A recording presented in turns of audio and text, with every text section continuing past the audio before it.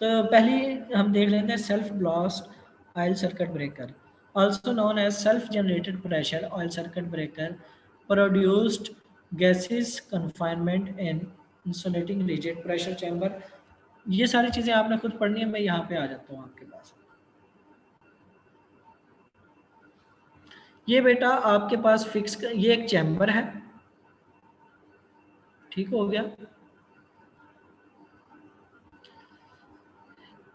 इस चैम्बर में ये फिक्स कंटैक्ट है, जहाँ पे ये कर्सर है मेरा, ये कंटैक्ट मूव यहाँ पे जुड़ा हुआ था, यहाँ पे यहाँ से मूव करता हुआ ऐसे लेके जाते हैं। जैसे कंटैक्ट यहाँ से मूव किया सर फॉल्ट की सूरत में, पानी मुझे भी पिलाना दो, तो आर्क प्रोड्यूस होना शुरू होगी बेटा। वो बेटा आर्क प्रोड्यूस होती रही। यहाँ पे स्पॉट, जहाँ पे पॉट लिखा है यहाँ पे ऑयल है, वो आर्क प्रोड्यूस हुई, उसने ऑयल को डिकम्पोज करना शुरू कर दिया। ज़्यादातर ये होता है कि यहाँ तक पहुँचते, ये जहाँ पे कर्सर है मेरा, थ्रोट लिखा हुआ है जहाँ पे, यहाँ पे आते तक ज़्यादातर आर्क ख़त्म हो जाती है। लेकिन अगर नहीं होती तो ये जो आपका मूवेबल कंटैक्ट है, इस थ्रोट से जैसे ही बाहर निकलता है, इस पॉट के इर्द गिर्द भी तेल आता है और तेल एकदम से रश करके अंदर मूव करता है।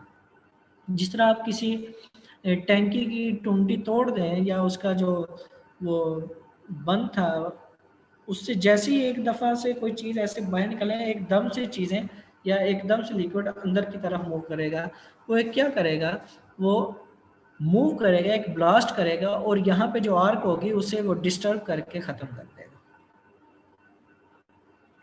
ठीक हो गया बेटा। ये जो तस्वीर आपके सामने जी सर, ये ऑयल जो है ना, ये पोर्ट के अंदर की तरफ जाएगा या अंदर से बाहर की तरफ एकदम से निकलेगा? नहीं बेटा, अंदर जाएगा। इसका मतलब है कि इस पोर्ट के बाहर भी ऑयल होता है? हाँ जी, ये पॉट है ना जिसके अंदर कॉन्टैक्ट्स हैं, इसके बाहर जो आपके पास इंसुलेशन के लिए आपने तेल यूज़ किया हुआ है, कि जो बाकी जी इक्विपमेंट सर। लगा हुआ है, अर्थिंग वगैरह के लिए आपने जो लगाया हुआ है ब्रेकर के साथ, तो उसे भी तो इंसुलेट करता है, वो बाहर पड़ा होता है ऑयल, इस पॉट के बाहर। ठीक है ये सर। पॉट में सिर्फ आपके कंडक्टर होते हैं। ठीक। ओके। ठीक हो गया बेटा। जी सर, ओके। अब इसमें जो मूविंग कंटैक्ट है वो सिलेंड्रिकल नेचर, सिलेंड्रिकल नेचर का मतलब पाइप की तरह का होता है, उसके अंदर जो खाली जगह होती है पाइप की तरह के कंडक्टर की, जो मूविंग कंटैक्ट है उसमें से भी आपका करंट वो सॉरी करंट कह रहा हूँ, ऑयल मूव कर रहा है। ये तीसरा पॉइंट लिखा, contact living the throat creates in rush of oil and gas. In rush क्या होता है, अंदर की तरफ आपका मूव करता है, उससे क्या होता है आपका खत्म हो जाता है। ये अगला जो है ये क्रॉस जेट एक्सप्लोजन है। क्रॉस जेट का मतलब ये है, ये बेटा आर्क प्रोड्यूस हो रही है, ये है, ये नीले रंग की, ये एक फिक्स्ड कंटैक्ट है आपका ऊपर पिंक लाइन में, और ये एक आपके पास मूविंग कंटैक्ट है। ये मूविंग कंटैक्ट इसके अंदर जाके फिट होता है नॉर्मल ऑपरेशन में। जैसे ही फॉल्ट आया, ये कंटैक्ट आपने नीचे की तरफ मूव करना शुरू कर दिया, जैसे नीचे की तरफ मूव किया, यहाँ पे आर्क प्रोड्यूस होगी।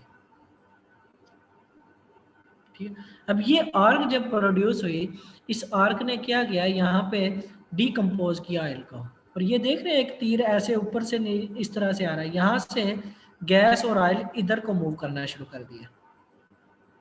यहाँ पे एक खाली जगह है ऑयल को मूव करने, वो यहाँ से आता है, यहाँ पे वो आर्क को ऐसे क्रॉस में उसे हिट करता है आगे। जब क्रॉस में हिट करता है तो आप ये देखें, यहाँ से फिर आर्क इस तरफ से मूव करती है, क्योंकि वो धक्का जो दे रहा होता है, आर्क यहाँ पे मूव करती है। ये आर्क स्प्लिटर है। आर्क स्प्लिटर का काम होता है एक आर्क की 3 से 4 या जितने भी स्प्लिटर लगाए हुए हैं 3-4 वो स्प्लिटर बना देता है, 3-4 आर्क्स बना देता है। तो एक आर्क लेंथनिंग होके 3-4 आर्क्स में आर्क में कन्वर्ट हो जाती है, और जब वो 3-4 आर्क बनती हैं तो उसकी लेंथ इंक्रीज हो जाती है। लेंथ इंक्रीज होने से वही फिनोमेना, उसकी रेजिस्टेंस इंक्रीज हो जाती है, और जब रेजिस्टेंस इंक्रीज हो जाती है तो आप उसे ख़त्म कर सकते हैं। ठीक हो गया बेटा। Hello, yes sir. जी सर। ठीक हो गया। यस सर, ठीक हो गया। ये Yes, पैराग्राफ पढ़ेंगे उसमें मजीद ये नजर आ जाएगा। आर्क प्रोड्यूस ही उसने ऑयल डीकम्पोज किया, ये ऑयल डीकम्पोज होकर यहाँ से मूव करते हुए ये आ रहा है। कर्सर नजर आ रहा है आपको मेरा? यस सर आ रहा है। yes sir.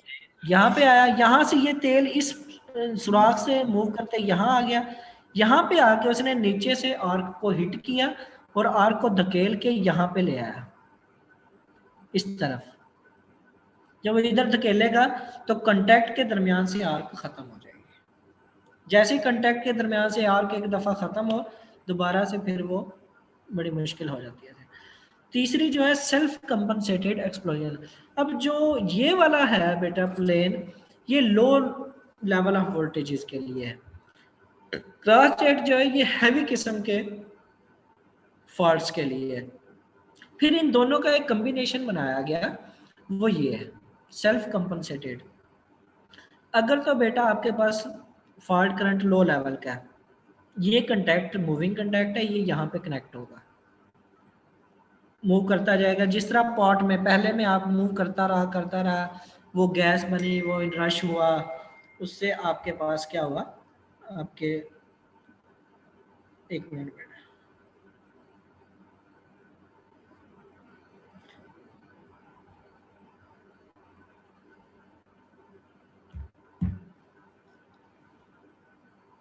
इसे आप जब लो लेवल का वोल्टेज आप यूँ समझे कि ये उस तरह काम करेगा जो ये वाला है, ये वाला।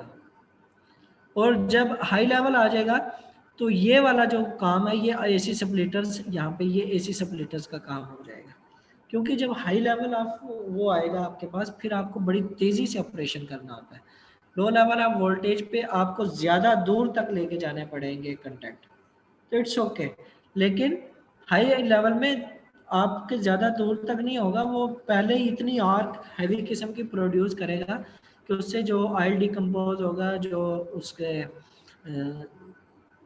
हीट प्रोड्यूसिंग, वो इतना ज़्यादा गैस और वो करेगा कि वो आप इस सप्लिटर्स के थ्रू उसे जल्दी से जल्दी ख़त्म कर देंगे। इज दैट क्लियर बेटा? Yes sir. यूं कह लें कि ये जो तीसरा ऑप्शन है, ये आपका हर किस्म के फॉल्ट करंट के लिए है। आगे है बेटा forced blast oil circuit breaker. यहाँ पे जो ब्लास्ट हुआ वो बेटा सेल्फ था। सेल्फ कैसे? आर्क प्रोड्यूस हुई, आर्क ने ही गैस बनाई, आर्क ने ही तेल को मूव किया, उसी ने इसे ब्लास्ट कर दिया। लेकिन यहाँ पे एक्सटर्नल तौर पे हम ऑयल को मूव करेंगे, ब्लास्ट करवाएंगे। अलग से पिस्टन सिलेंडर अरेंजमेंट लगी हुई होगी जिसका आर्क के साथ कोई ताल्लुक नहीं होगा। ठीक हो गया बेटा? होता यह है, ये पॉइंट लिए हैं, piston cylinder arrangement for oil pressure, ये अलग से सिस्टम लगा हुआ होगा। Piston is connected with the moving contact, piston forces the jet oil to quench arc, oil pressure not depends on the float current. पिछले जितने हमने सर्किट ब्रेकर पढ़े, वहां पे जितनी ज्यादा आर्क प्रोड्यूस होगी उतनी ज्यादा ऑयल का प्रेशर बनेगा। ऐसे ही है? जी सर। तो यहाँ पे ऐसा कुछ नहीं है, उसका कोई ताल्लुक ही नहीं है इस प्रेशर के साथ।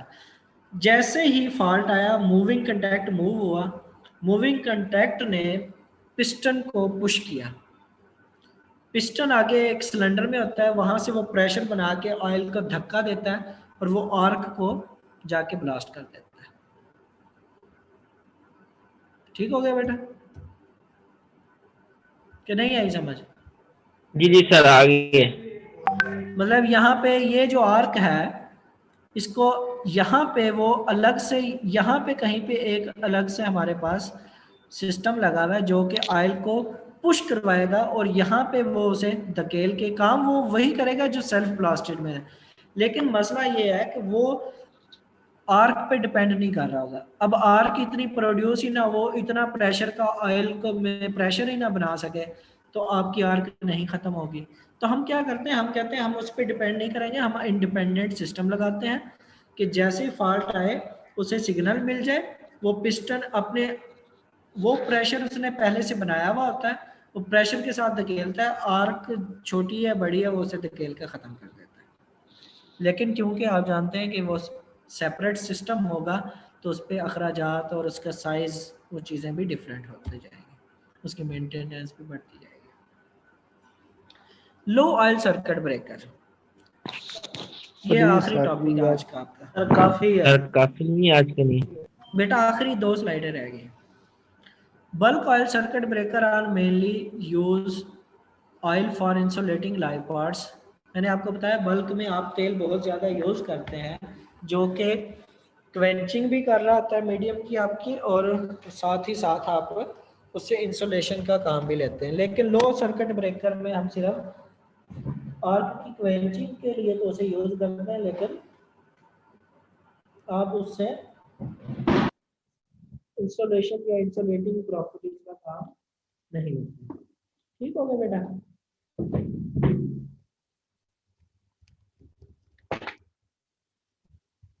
तो यहाँ पे हम सिर्फ इतना की ऑयल यूज करते हैं जो कि आर्क को क्वेंचिंग करने के लिए जरूरी होता है। तो इस रीजन के लिए हम जो यूज करते हैं वो लो ऑयल सर्किट ब्रेकर है। ये लो ऑयल सर्किट ब्रेकर है। ये इसकी चीजें आप बाकी खुद ही पढ़ेंगे, मैं मेन चीजें बता देता हूँ। इसमें बेटा 2 चैम्बर है। ये मेरा कर्सर देखें, ये जो है इससे नीचे जो चैम्बर है ये वाला सारा, इसे हम कहते हैं सपोर्टिंग चैम्बर। इसके ऊपर ये वाला जो है ये आपका सर्किट ब्रेकर या सर्किट ब्रेकिंग चैम्बर है, ये यहाँ पे लिखा हुआ है। ये इसके ऊपर है, ये टॉप चैम्बर है। टॉप चैम्बर जो है यहाँ पे आपके पास ऑयल आपने रखा हुआ होता है और गैस के लिए भी जगह रखी हुई होती है आपने, ठीक है, ताकि अगर ऑयल जब गर्म हो या हीटअप हो, डिकम्पोज हो, गैस आए तो ऊपर उसके पास जगह हो, वो यहाँ पे मूव करते हैं। अब ये जो चैम्बर है बेटा, ये दोनों आपस में इंडिविजुअल तौर पे मेटालिक और पोर्सलेन के केसेस में डिफरेंट होते हैं। जो स्पोर्टिंग चैम्बर होता है बेटा, इसमें आपके पास पिस्टन और सिलेंडर सिस्टम लगा हुआ होता है। ये स्पोर्टिंग चैम्बर सिर्फ इतना काम करता है कि जो मूविंग कंटेक्ट है वो आपका यहाँ से मूव करके नीचे आ सके। सारा काम इस सर्किट ब्रेकिंग चैम्बर में होता है। ठीक हो गया?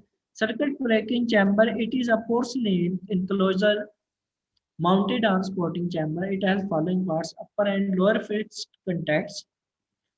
ये देखिए आप बेटा, ये भी इसका कंटेक्ट फिक्स्ड है और ये वाले कंटेक्ट भी यहाँ पे फिक्स्ड है। ये जो बीच में मूव कर रहा है ये मूवेबल कंटेक्ट है। ठीक हो गया? ये इस फिक्स कंटेक्ट के साथ जुड़ा हुआ था। नॉर्मल ऑपरेशन में जैसे पार्ट रहेगा यहाँ पे मूव करना शुरू कर दें। टर्बुलेटर जो है is an or control device, has both axial and radial vents. The axial and radial vents ensures interruption of low and heavy fault currents respectively. इसमें बेटा एक एक्सियल है और एक रेडियल वेंट है। एक्सियल और radial went arc extension device ये वाली है। ये जहाँ पे फिक्स कंटेक्ट आपका लगा हुआ है इसके दरमियान ये जो जगह है ये आपके पास बेटा टर्बुलेटर है। तो आप इसमें क्या होता है कि जैसे ही फॉल्ट आया, ये कंटेक्ट मूव किया इसने जैसे ही, तो यहाँ पे जो आर्क प्रोड्यूस हुई इससे डिकम्पोजिशन हुई आई, बाकी फिनोमेना सारा वही है। ठीक है? अब यहाँ पे ये देखें कि सिर्फ ऑयल जो है यहाँ पे यूज हुआ है, इसके अलावा किसी जगह पे भी ऑयल नहीं है। आपने वहां पे देखा पॉट के अंदर भी ऑयल, पॉट के बाहर भी ऑयल, लेकिन यहाँ पे ऐसा नहीं है। यहाँ पे हम जो बाकी का इक्विपमेंट है उसके लिए आप पोर्सलीन यूज करेंगे इंस्टॉलेशन के लिए, और चीजें ये नहीं यूज करेंगे। ये इसके एडवांटेजेस हैं। Disadvantage, lesser quantity of oil, quantity of oil कम होगी तो जारी बात है उसको रिप्लेस करते हुए उसको मोबिलाइज चेंज जिस तरह का कंसेप्ट है वो भी कम होगा, स्पेस भी कम लेगा, रिस्क ऑफ फायर भी कम हो जाएगा, मेंटेनेंस भी कम हो जाएगी। ठीक हो गया? ये एक स्लाइड है लास्ट वाली, maintenance of oil circuit breakers के। ऑयल सर्किट ब्रेकर जो है उनको आप 3 या 6 माह के बाद रेगुलरली इंस्पेक्ट करते हैं, ऑयल निकाल के देखते हैं उसकी प्रॉपर्टीज कितनी कम हुई हैं या उसके मुताबिक है, अभी चल सकता है नहीं चल सकता। ठीक हो गया। उसके बाद जो इंस्पेक्शन आप मेंटेनेंस करते हैं उसमें आप कॉन्टेक्ट्स देखते हैं, डाइलेक्ट्रिक स्ट्रेंथ ऑफ ऑयल देखते हैं। ड्यूरिंग इंस्पेक्शन जो है वो आप फॉलोइंग जो चीज़ें हैं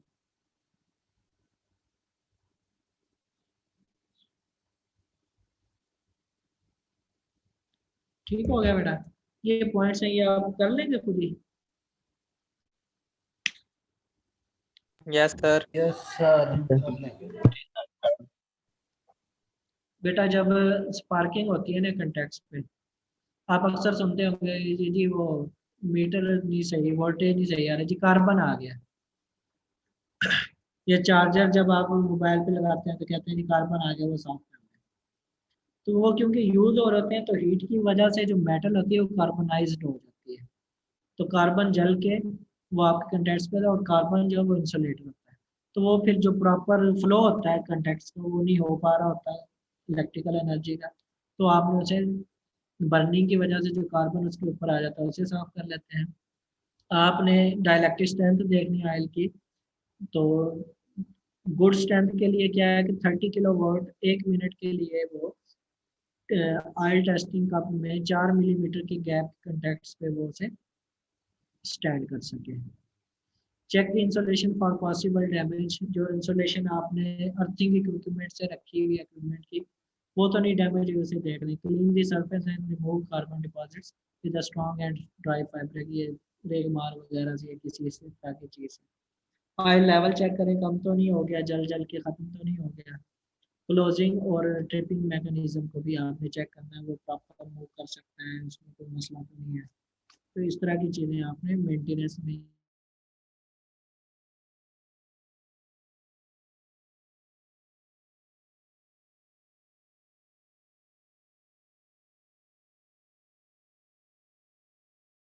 ब्रेकर की ये भी करनी है जस्ट समझने के लिए। जी बेटा बिल्कुल करनी है। अगर आप आ गए अल्लाह खैर रखे यहाँ पे और रिटर्न में हुआ गया तो ये बनानी पड़ेगी। Okay sir. ये बुक में भी है, यहाँ पे मैंने मेन पॉइंट्स लिखे हैं, बुक में पूरा पैराग्राफ है बेटा। सही है, ठीक हो ठीक हो गया। गया sir. Yes sir, thank you. तो आपने 10 मोइन